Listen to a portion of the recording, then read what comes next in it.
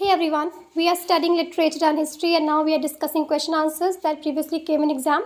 Now only 3 questions are left to complete this unit. Very first question is, what is vulgar Marxist? Is there any other version of Marxism? Second question, very important, what is the relationship between ideology and literature? Is there any reciprocal relationship between them or not? Third question, what is the relationship between literature and social relations? And with these 3 questions our unit will be completed. तो जल्दी start करते हैं. आपको vulgar का meaning पता है? तो question is, who does Terry Eagleton addresses as vulgar Marxist? तो वल्गर का मीनिंग समथिंग बैड. ठीक है, बैड. मार्क्सिस्ट क्या है? जो मार्क्सिज्म की थ्योरी फॉलो करता है, वो इंसान जो मार्क्सिज्म की थ्योरी है, कार्ल मार्क्स और फ्रेडरिक एंजल्स की, उसे ब्लाइंडली फॉलो करता है. ठीक है, ये एज अ बैड यूज़ किया गया है. वल्गर मार्क्सिस्ट यानी कि एक इंसान जो मार्क्सिज्म की थ्योरी को ब्लाइंडली फॉलो कर रहा है और जो गलत है. ठीक है, वो चीज़ है ये. तो टैरी ईगल्टन किसे एड्रेस करता है vulgar Marxist?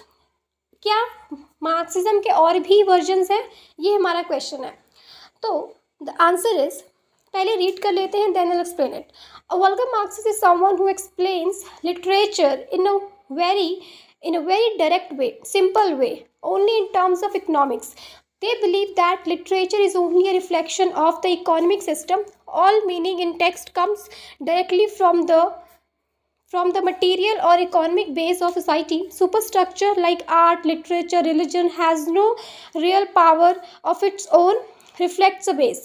Eagleton criticizes approach. He says that literature is not a mirror that simply shows only economic reality, but it is shaped by history, ideology. Yes, but in compare indirect ways. Vulgar Marxists ignore the role of ideology, language, culture, and contradictions. Contradictions mean conflicts. So he is not naming a specific person as a vulgar Marxist, but criticizing a way of thinking that reduces everything to economic causes. Like this, the novel in Borges because it was written by a middle class author during capitalism. Okay, हमने इतना read कर लिया, इसी में इसका answer है. ठीक है, तो टैरी ईगल्टन जो राइटर है वो किसे एज अ वल्गर मार्क्सिस्ट कहता है? तो वो किसी का नाम नहीं लेता है, वो किसी पर्टिकुलर पर्सन को नेम नहीं करता है कि you are a vulgar Marxist, तो मार्क्सिज्म की थ्योरी को ब्लाइंडली फॉलो करते हो. मार्क्सिज्म की थ्योरी क्या है? मार्क्सिज्म की थ्योरी ये है कि सोसाइटी 3 डिविजन्स में बटी हुई है, upper class, middle class and working class. Mainly focus करता है 2 क्लासेस पे. जो अपर क्लास है बॉर्जिस, जो लोअर क्लास है वो जिसे हम प्रोलिटरेट बोलते हैं, वो कहता है कि अपर क्लास बहुत रिच है, बहुत डोमिनेटिव है, कैपिटलिस्ट पीपल है. वर्किंग क्लास स्ट्रगल करती रहती है, इनकी लाइफ स्ट्रगल में चली जाती है, और एक क्लीन, एक स्ट्रेट लाइन है, एक स्ट्रेट शार्प लाइन है इन दोनों के बीच, upper class and working class के बीच. और ये थ्योरी ये कहती है कि जो हमारा लिटरेचर है, वो जो भी हम वर्क लिखते हैं वो डिपेंड करता है उस टाइम के क्लास डिविजन्स के ऊपर, उस टाइम के इकोनॉमिक कंडीशंस के ऊपर, कि अगर जो सोसाइटी है वो बहुत रिच चल रही है, सब कुछ बहुत बढ़िया है, तो लिटरेचर भी वैसा ही होगा. लिटरेचर में भी वही चीज़ें देखने को मिलेंगी कि अगर सोसाइटी ऐसी है कि कैपिटलिज्म बहुत है, सोसाइटी में कैपिटलिज्म ज़्यादा है, उनका बहुत दबदबा है, तो लिटरेचर भी ऐसा लिखा जाएगा जहाँ पे कैपिटलिज्म को अंडरलाइन किया जाएगा, हाईलाइट किया जाएगा. ठीक है, ये थ्योरी है मार्क्सिज्म की. क्लास स्ट्रगल, मार्क्सिज्म, ये चीज़ है, पावर डोमिनेंस. ठीक है, अब टैरी ईगल्टन क्या कहते हैं कि ऐसा नहीं होता है कि जो लिटरेचर होता है वो सिर्फ और सिर्फ इकोनॉमिक कंडीशंस ऑफ सोसाइटी पे डिपेंड करती है. ये चीज़ नहीं है कि हमेशा ऐसे नहीं होता है. कि एग्जाम्पल दी हुई है कि एक नॉवल है जो कि बॉर्जिस, जिसमें बॉर्जिस को बहुत हाईलाइट किया गया है. कोई नॉवल है जिसमें बॉर्जिस, जो रिच पीपल है, उन्हें बहुत हाईलाइट किया गया है, क्योंकि ये उस टाइम पे लिखा गया था जब कैपिटलिज्म था, कि मतलब एक कैपिटलिस्ट सोसाइटी है, एक बहुत रिच सोसाइटी है, तो रिच सोसाइटी में एक वर्क लिखा गया जो बॉर्जिस को बहुत हाईलाइट कर रहा है, उनको बहुत प्रेज कर रहा है, उनके सपोर्ट में आंसर्स दे रहा है, उनके सपोर्ट में आर्गूमेंट्स दे रहा है, बेसिकली उनकी वाहवाही कर रहा है. क्यों? क्योंकि कैपिटलिस्ट सोसाइटी है. तो इकोनॉमिक कंडीशन कैसी है सोसाइटी की? बहुत अच्छी है, बहुत बढ़िया है, मतलब rich are too in numbers, too many numbers. Okay, और एक लाइन है रिच और पुअर के बीच में, और सिर्फ क्योंकि rich people are there, so rich people will be supported, they will be accepted, they will be appreciated. तो वही चीज़ लिटरेचर में होती है. बेसिकली इकोनॉमिक कंडीशंस की बात हो रही है. तो as per टैरी Eagleton he says ऐसा नहीं होता है, हमेशा ऐसे नहीं होता है. A person who follows this kind of ideology, ऐसी थिंकिंग जो फॉलो करते हैं कि सिर्फ इकोनॉमिक कंडीशंस ही लिटरेचर को डिफाइन करते हैं, को शेप करते हैं, वो वल्गर मार्क्सिस्ट है. वो इंसान वल्गर मार्क्सिस्ट है. ठीक है, ओके. क्योंकि उसके अकॉर्डिंग जो लिटरेचर है वो बहुत चीज़ों से शेप होती है, जैसे हिस्ट्री से शेप होती है.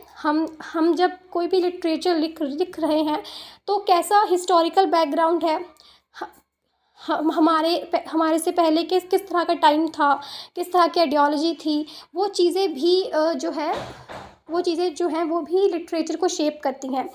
इसके अलावा कई बार कुछ चीज़ें ऐसी होती हैं, कुछ लिटरेचर ऐसा होता है जो कॉन्ट्राडिक्टरी होता है, कि मतलब सोसाइटी बहुत ज़्यादा ग्रो कर रही है ना, इंडस्ट्रीज़ बहुत ज़्यादा है, सब बेटर चल रहा है, पर कुछ लिटरेचर ऐसा लिखा जाएगा जिसमें उन इंडस्ट्रीज़ की, उस इंडस्ट्रियल लाइफ की जो ब्लैक साइड है, जो डार्क साइड है, उसे वो बताएंगे कि इंडस्ट्रीज़ तो बहुत अच्छी हैं, लेकिन उनके जो वहाँ काम करते हैं, the poor people, the workers, their conditions, their living conditions, their working conditions are too bad.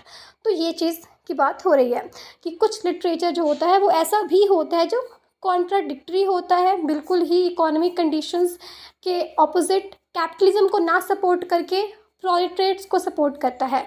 और कुछ लिटरेचर जो होता है वो हिस्ट्री पे शेप होती है कि पर्टिकुलर टाइम पीरियड की हिस्ट्री कैसी है, उससे भी लिटरेचर अफेक्ट होता है.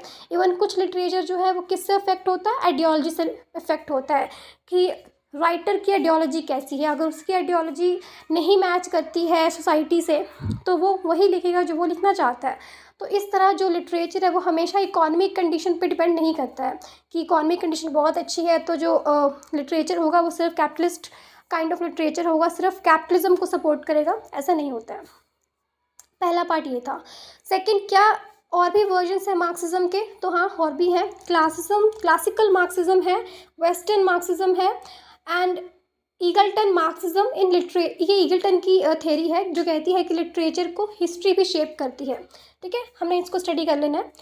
Classical Marxism rooted in the work of Karl Marx and Friedrich Engels believes in the relation between base and superstructure. बार बार इसका जिक्र आ रहा है बेस और सुपरस्ट्रक्चर का, आपको पता होना चाहिए. But even Marx and Engels said that relationship is not one way but dialectical और mutual.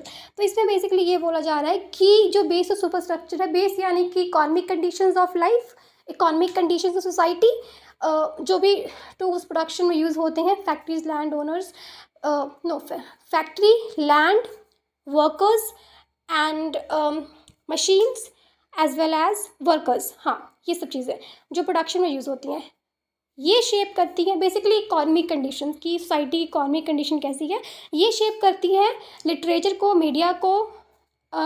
Literature, media, art, religion, class, society, laws, इनको ये शेप करती है.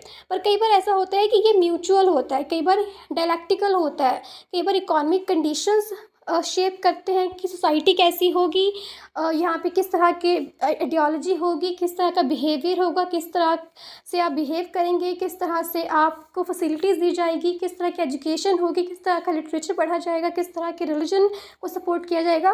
और कई बार क्या होता है कि जो सुपर स्ट्रक्चर है जो हमने अभी पढ़ा, अपर पोर्शन, ये भी इकोनॉमिक कंडीशन को शेप कर देता है.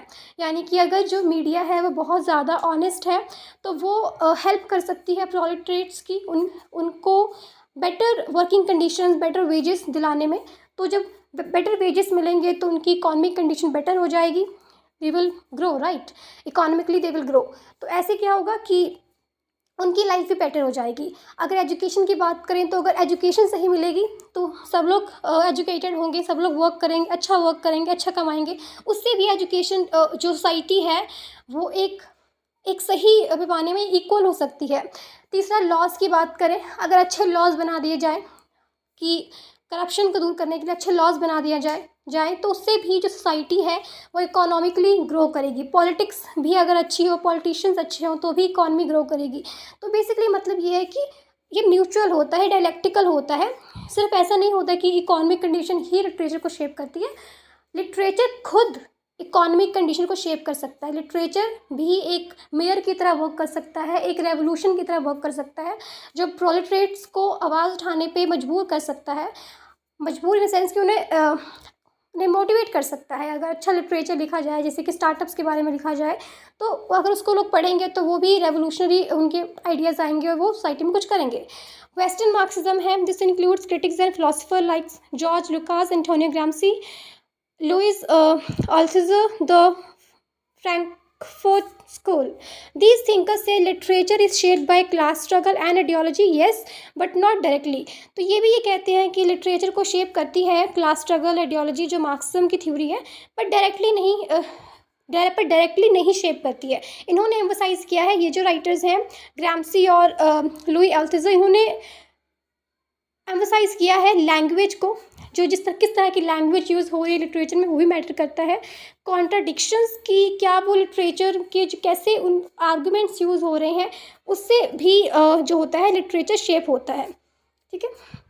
Third one is literature history, जो ईगल्टन की थ्योरी है कि जो इकोनॉमिक कंडीशन है वो तो लिटरेचर को शेप करती है, लेकिन जो हिस्ट्री है उस पर्टिकुलर टाइम पीरियड की एक हिस्ट्री होती है ना, वो हिस्ट्री भी लिटरेचर को शेप करती है।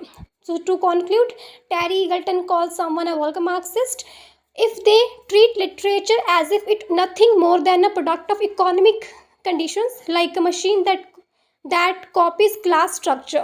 He warns us that approach is too simple and ignore ideology, contradiction and culture. So this is done.